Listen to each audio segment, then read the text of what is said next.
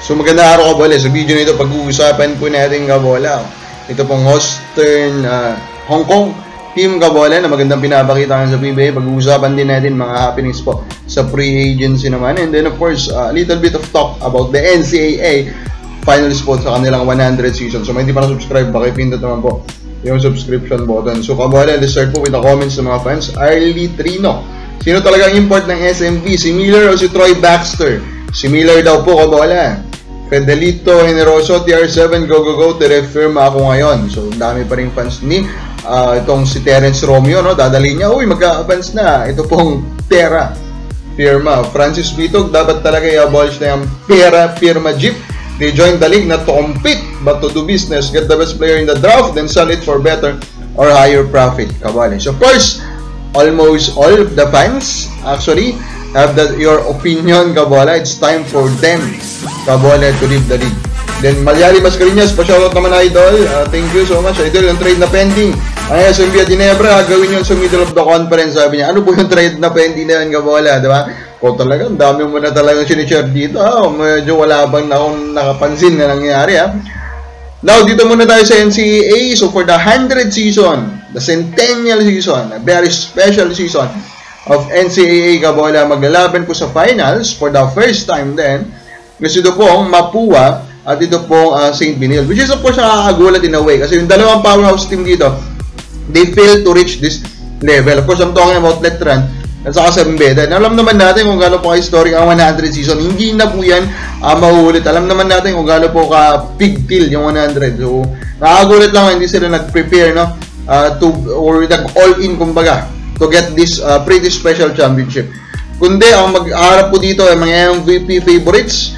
Allen Liwag, of course, ng CSB. And then ito pong Saints Camis.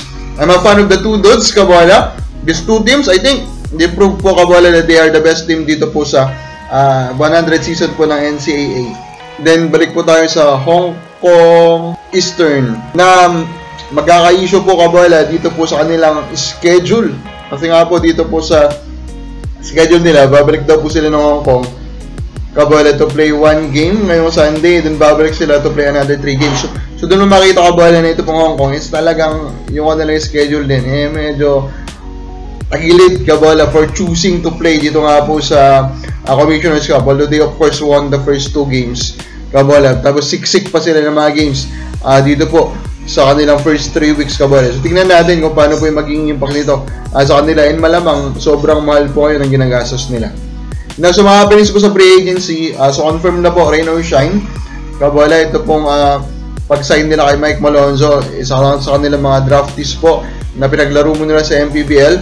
So for them to sign Mike Malonzo, pinakawalan na po nila si Borboran. 40 na pala si Borboran, hindi ko man lang napansin. Pero Borboran, in last few years po with Rain or Shine, still payable kabola.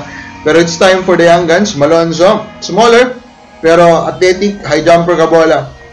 Malamang may nakita dyan si Coach Yang Giao, kaya po talagang bibigyan niya opportunity kabola. And then last one, yung Terence Romeo 2.0, inalis na rin po pala yan, or pinakawalan na po ng San Miguel Beermen. Of course, I'm talking about Kit Jimenez kabola.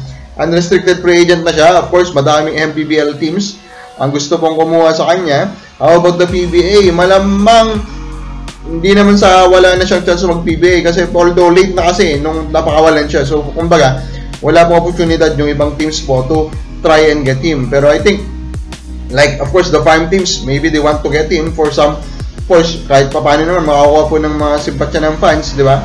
So, expect the firma, Blackwater, kabola, even NLEX siguro, or even Northport to take a shot po dito. Pero kung sa mga big teams, mga pwede pong mag-take chance dyan, pwede rin siguro sa Magnolia kabola, and even siguro kabola dito po sa Meralco Bot. So tignan lang po natin. So kung hindi pa nakasubscribe, pakipindot na po yung subscription button.